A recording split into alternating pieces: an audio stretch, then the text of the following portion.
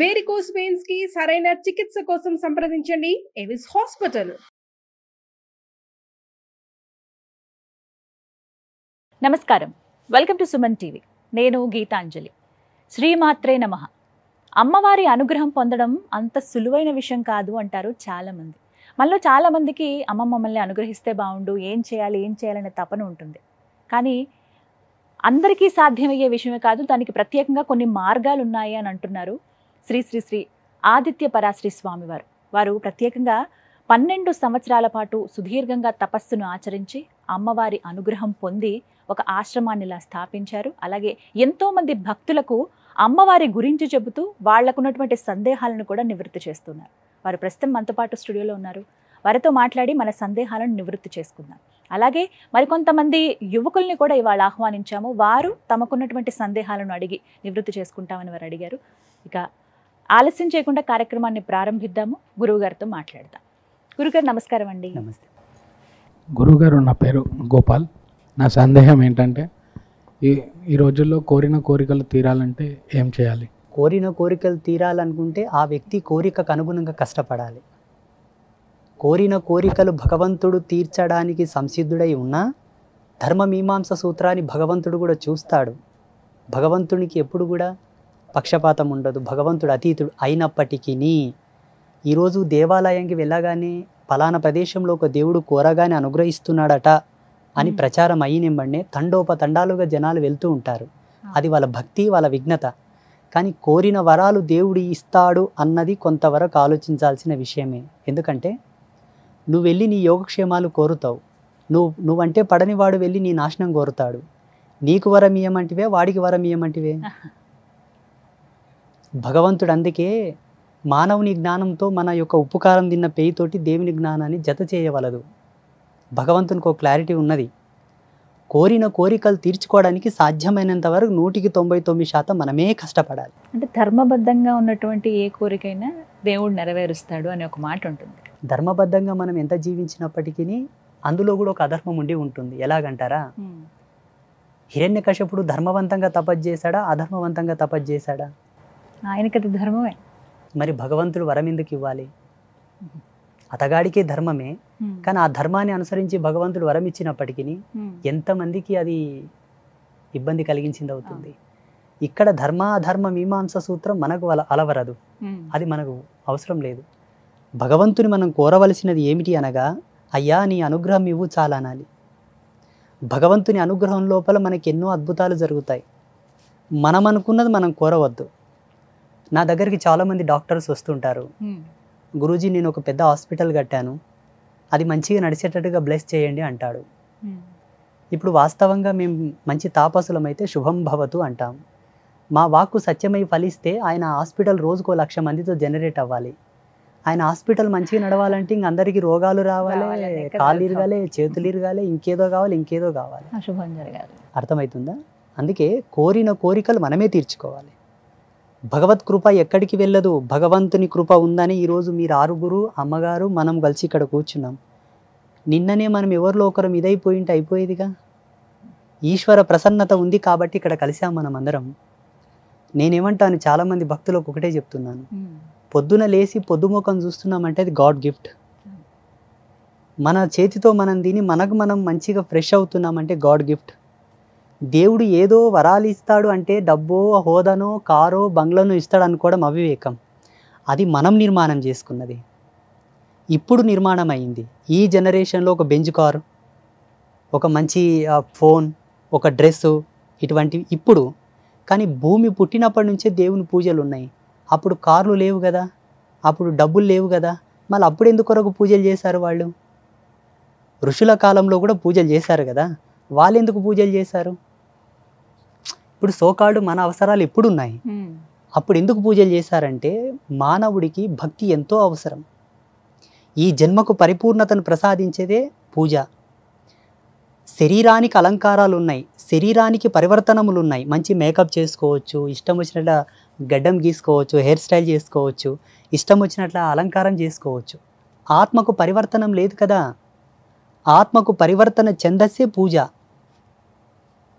Totally Saul purpose అనమాట పూజాస్ అని కూడా. ఇవి చేసే కోణంలో మన అవసరాలు కూడా తీరుతూ ఉంటాయి, దేవుళ్ళు అనుగ్రహిస్తారు, మన కష్టాలు తీరుస్తారు, మన కోరుకునేవి కూడా దక్కుతాయి. బట్ ఏంటంటే over expectation is not a right. అధిక మోతాదులో దాన్నే ఫోకస్ చేస్తూ పూజలు చేయడం వలన సైడ్ ఎఫెక్ట్ వస్తుంది, రియాక్ట్ అవుతుంది. ఇంకా అర్థమవుతుందా? సాధ్యమైనంత వరకు ప్రతి ఒక్కరూ కళలు కనండి, కళలను సాకారం చేసుకోవడానికి కష్టపడండి, భగవంతుని కూడా నమస్కారం చేయండి. దేవుడికే వదిలేసి అయ్యో తీర్చలేదని మళ్ళీ ఆ దేవుని నిందించడం ధర్మం కాదు. అలా చాలా వరకు చూస్తూ ఉంటాం. ఉన్నాయి. ఇప్పుడున్నటువంటి భక్తి ప్రపంచంలో, ఇప్పుడున్నటువంటి భవసాగరంలో ఇది ఒక పెద్ద తలకాయ నొప్పిగా మారిపోయినది. పెద్ద పెద్ద దేవుళ్ళని నిందించడం మొదలు పెడుతున్నారు ఇప్పుడు.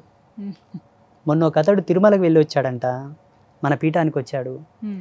నేను కాలినడకగానే వెళ్ళొచ్చాను గురూజీ, మరి నాకు బిజినెస్ డెవలప్ అవ్వట్లేదు, ఏంటి అసలు ప్రాబ్లం ఏంటి?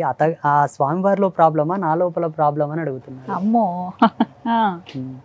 అంటే మనిషి యొక్క ఆలోచన ఎంత నెగిటివ్గా మారిపోతుంది అన్నది కూడా మనం ఆలోచన చేసుకోవాలి. ఇలా మారడానికి కారణం మాబోటి సాధువులు, ప్రవచనకర్తలు, మాబోటి గురువులు, సిద్ధాంతులు, పండితులు.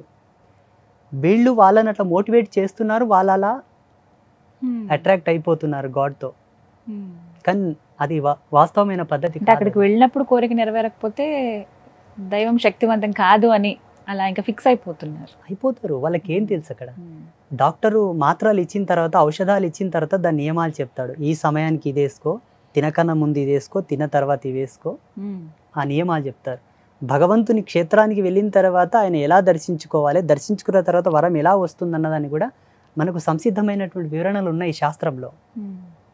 అది కొంత చెప్పి ఇది చెప్పగలగాలి మాలాంటి. మాత్రం వెళ్ళి తిరిగి క్షేమంగా వచ్చాం, అదే ఆయన అనుగ్రహమేమో. ఎగ్జాక్ట్లీ, అలా అనుకోవాలి. 100%. ఈ జన్మ అమూల్యమైనది తల్లి. ఈ జన్మకు మనం ఏ వేళ కట్టలేము. ఇంతటి రంగురంగుల ప్రపంచంలో మనం ఉన్నాము, కుటుంబ ధర్మాలలో మనం కలిసి తిరుగుతున్నామంటే వాస్తవంగా అంటే నేను సన్యాసిని, మాకు ఏ ధర్మాలు లేవు, ఏ పాపకర్మలు లేవు, ఏమీ లేవు. ఒక రాజహంస ఎలాగో మేము అలాగే ఉంటాము. సో మీరందరూ చాలా అదృష్టవంతులు. అన్న, చెల్లెలు, అక్క, తమ్ముడు, తల్లి, కొడుకు, తండ్రి, ఈ భవబంధాలతో కలిసి తిరిగే వాళ్ళందరూ ధన్యులని చెప్తాను నా అనుభవం ప్రకారంగా. అది చాలు దేవుడు మనకిచ్చాడు. ఈ జన్మలో చాలా మందికి అన్నోళ్ళు లేరు, చెల్లెలు లేరు, అక్కలు లేరు, కన్నంక తల్లిదండ్రుల ముఖం కూడా చూసిన వాళ్ళు లేరు ఈ కాలంలో. ఏక్ నిరంజన్ సినిమా చూడండి, ప్రభాస్కి ఉన్నారు అమ్మా నాన్న. కొన్ని లక్షల జీవితాలు ఉన్నాయి. అట్లా మనకు కొన్ని ఉన్నాయంటే అది మా అదృష్టంగా భావించాలి. నేను ఇప్పుడు ఒక కార్లో వచ్చాను, దాని వాల్యూ 30 లక్షలు. ఇప్పుడు వచ్చిన కారు. నాకన్నా సీనియర్ స్వామీజీస్ ఉన్నారు, ముసలోళ్ళు. వాళ్ళు బస్సులలో తిరుగుతుంటారు ఎక్కడైనా సభలు చేయాలంటే. తోపులాటలో, ట్రైన్లలో, ఆ ట్రాఫిక్లో. జగన్మాత నా యందు ఆ తల్లి అనుగ్రహింపబడి నాకు ఒక కారు ఎవరో ఒక భక్తుడు ఇప్పించాడు. నేనేం కొనలా, ట్రస్ట్కి ఇచ్చారు వాళ్ళు. దాని మీద నేను హ్యాపీగా తిరుగుతున్నానంటే నా అదృష్టం అని భావిస్తాను నేను. గురుగారు నమస్తే, నా పేరు సూర్య. నాదొక సందేశం. మనకు అమ్మవారి అనుగ్రహం కలవాలంటే ఇంట్లో ఏ విధంగా పూజలు చేయాలి? అమ్మవారి అనుగ్రహం అందరిపైన ఉన్నది, సమస్త దేవతలపైన. ఈ భూమండలం కన్నా మించిన శక్తివంతమైన లోకాలు చాలా ఉన్నాయి, భూమిని పోలిన భూములు కూడా చాలా ఉన్నాయి. అనంతకోటి బ్రహ్మాండాలలో అమ్మవారి యొక్క అనుగ్రహం ఉన్నది కాబట్టే ఇది సువిశాలంగా జనరేట్ అవుతుంది, డెవలప్ అవుతుంది ఇప్పటికీ కూడా. అది జగన్మాత యొక్క కృప. అమ్మ అనుగ్రహం ప్రత్యేకంగా మన పైన ఉండాలని కోరడం కూడా ధర్మం కాదు, ఆల్రెడీ ఉన్నది. మనం ఇంకా ప్రత్యేకమైన దృష్టిలో ఆ తల్లి అనుగ్రహం మనం కోరాలనుకుంటే చక్కగా అమ్మవారి ఫోటో పెట్టుకొని రోజు దీపం పెట్టి 2 అగరవత్తులు వెలిగించి పువ్వో పత్రో నివేదన చేసి జగన్మాతను నమస్కారం చేసుకొని మన పని మనం చేసుకోవాలి. ప్రత్యేకమైన అనుష్ఠాన పద్ధతిలో, ఉపాసన పద్ధతితో, సాధన పద్ధతితో నువ్వు ఏదైనా వరాలు కోవాలనుకుంటే దానికి గురుముఖతంగా నువ్వు ఏదైనా మంత్రం తీసుకొని దాని పద్ధతులతో నువ్వు ఉపాసన చేస్తే అమ్మవారు అనుగ్రహిస్తుంది, వరాలు ఇస్తుంది. అమ్మవారికి ఇష్టమైన పద్ధతి ఒకటే. స్త్రీ అయినా పురుషుడైనా అమ్మతనముతో ఆడిన వారికి అమ్మ అనుగ్రహం ఇవ్వదు. అమ్మతనాన్ని, మాతృత్వాన్ని గౌరవించే పురుషుడికి తొందరగా వశమవుతుంది. మాతృత్వాన్ని గౌరవ భావంతో నడిపించిన మహిళకు తొందరగా ఆమె ప్రసన్నమవుతుంది, ఆవాహనం అవుతుంది, పలుకుతుంది, మాట్లాడుతుంది. అమ్మతనాన్ని దుర్వినియోగపరుచుకున్న స్త్రీకి ఆమె వశమవ్వదు, అనుగ్రహించదు, ఇంకా అష్ట కష్టాల పాలు చేస్తుంది. పురుషుడైనను మాతృత్వాన్ని దుర్దృష్టితో కనుక చూస్తే ఆయనను అనుగ్రహించక ఇంకా శిక్షల పాలు చేస్తుంది, ఆయనకు చాలా కఠినమైన శిక్షలు విధిస్తుంది. అదొక్కటి మన నియమం పెట్టుకుంటే చాలు. మద్యమాంసాదులు సేవించే కోణం లోపల కొంతమందికి వంశాచారం ఉంటుంది, కులాచారం ఉంటుంది, పెద్దల పద్ధతులు ఉంటాయి. అలా వ్యక్తిగతమైన విషయం, అది మేము చెప్పాల్సిన అవసరం లేదు. సాధుత్వ ధర్మం ప్రకారంగా, సత్య సనాతన ధర్మం ప్రకారంగా, వేదాంత ధర్మం ప్రకారంగా మాంసభక్షణ నిషిద్ధం. అది ఎన్నటికైనా పాపమే. మద్యపాన సేవనం కూడా ఎన్నటికైనా పాపమే. మా ధర్మం ఏంటంటే తినకండి, తాగకండి అని చెప్తాము. తింటారా తాగరా వాళ్ళ వ్యక్తిగతమైన విషయం అది. అమ్మవారికి అవి రెండు కూడా నచ్చవు.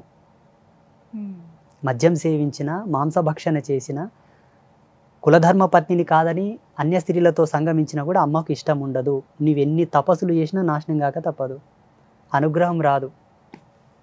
ఒక దేవీ భక్తుడిగా, జగదంబ పాదదాసుడిగా, అమ్మగా నేను చెబుతున్నాను.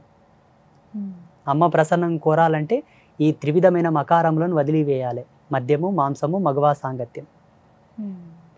నువ్వు ఫోటో లేకున్నా దీపం లోపలికి కూడా అమ్మవారిని ఆవాహన చేసుకొని మాట్లాడవచ్చు, ఈ నియమాలు ఉంటే.